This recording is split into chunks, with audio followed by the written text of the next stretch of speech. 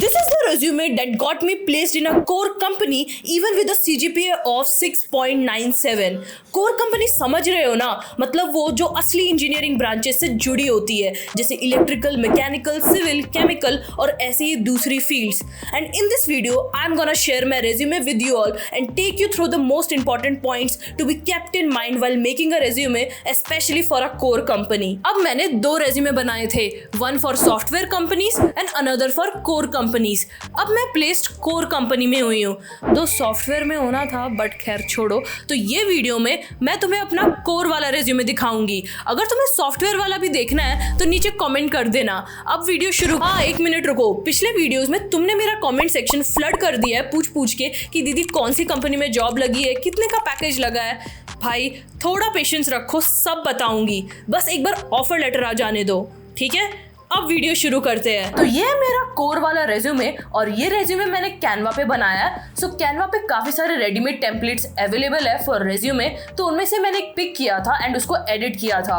अब बढ़ते मेरे रेज्यूमे की तरफ. तो सबसे पहले हेडर पे लेफ्ट कॉर्नर पे मैंने बड़े से अपना नाम लिखा है ताकि वो सबसे ज्यादा हाईलाइट हो मेरे रेज्यूमे में. उसके बाजू में मैंने अपना फोन नंबर दिया है एंड फिर मेरी ईमेल आईडी एंड उसके नीचे मैंने अपना लिंक्डइन अकाउंट दिया है. सो ये लिंक्डइन अकाउंट एक हाइपर लिंक है. जब रिक्रूटर इस पर क्लिक करेगा तो वो मेरे लिंक्डइन अकाउंट पे रिडायरेक्ट हो जाएगा. सो इन 2025 LinkedIn account is a must. काफी बार रिक्रूटर्स तुम्हारा लिंक्डइन अकाउंट देख के तुम्हारा रेज्यूमे शॉर्टलिस्ट कर लेते हैं. सो मेक श्योर तुम्हारा एक लिंक्डइन अकाउंट बनाओ और उस पर तुम अपने लाइफ अपडेट्स, अचीवमेंट्स डालते रहा करो, उसको एक्टिव रखा करो. तुम्हारे लिए बहुत बेनिफिशियल होगा. अब नेक्स्ट सेक्शन की तरफ बढ़ते हैं, विच इज एजुकेशन. तो मैंने अपनी रिसेंट डिग्री सबसे ऊपर लिखी है, which is VNIT Nagpur along with the graduation year which is 2025. उसके नीचे the degree name which is bachelor of technology along with the branch name.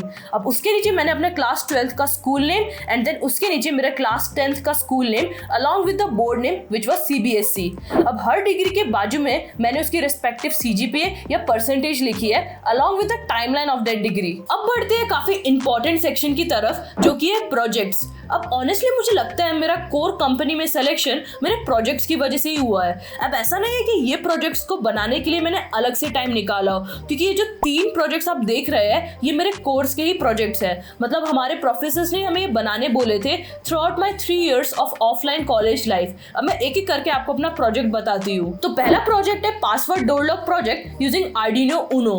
तो सेकेंड ईयर में मेरा एक कोर्स था विच वॉज पावर इलेक्ट्रॉनिक्स. तो उसी के अंडर मैंने ये प्रोजेक्ट बनाया था. Like it was a group project.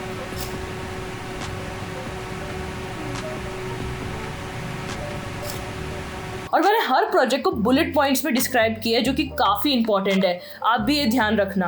तो इस प्रोजेक्ट को मैंने एक बुलेट पॉइंट में डिस्क्राइब कर दिया कि what is the project, what does it do और इसमें क्या क्या कंपोनेंट्स यूज किए हमने. जो सेकंड प्रोजेक्ट है वो है buck converter circuit using Arduino Uno.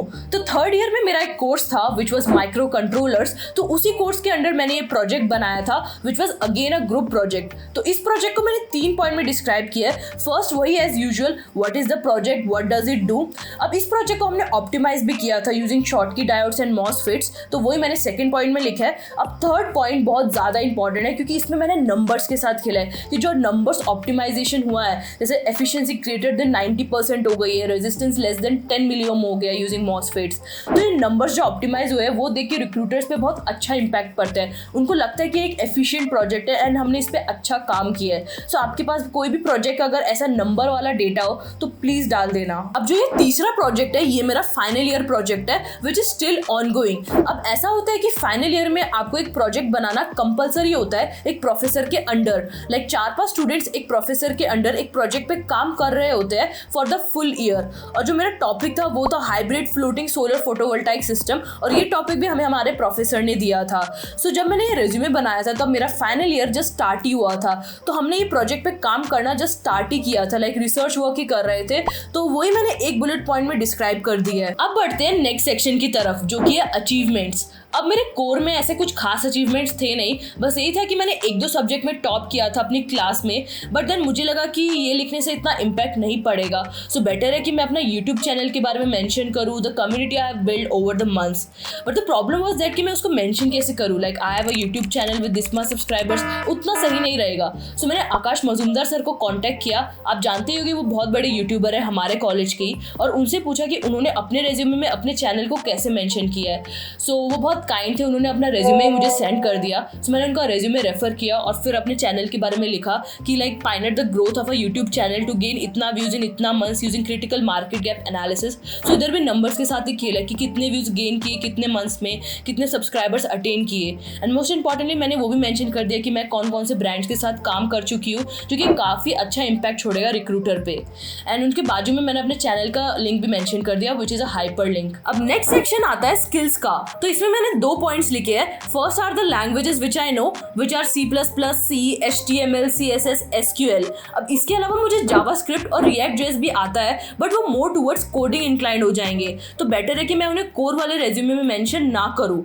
Next are the softwares which I have used. First is the MATLAB, of course ये most of the engineering courses में मैंने यूज किया है। Next is the Simatic S7-1200 PLC programming, तो हमारा एक course था industrial automation, उसमें हमने ये सॉफ्टवेयर यूज किया था। Next is the VS code which I use for coding, and next is the SAM software जो मैंने फाइनल ईयर प्रोजेक्ट में यूज किया है। थर्ड पॉइंट, आप सॉफ्ट स्किल्स का भी ऐड कर सकते हो। सो अगला और आखिरी सेक्शन है एक्स्ट्रा करिकुलर एक्टिविटीज का। अब एक ऑप्शनल सेक्शन है, अगर आपके पास इसमें कुछ डालने को है तो ये सेक्शन रहने देना, वरना स्किप कर देना। सो मेरे पास काफी कुछ लिखने को था ये सेक्शन में, इसलिए मैंने रहने दिया।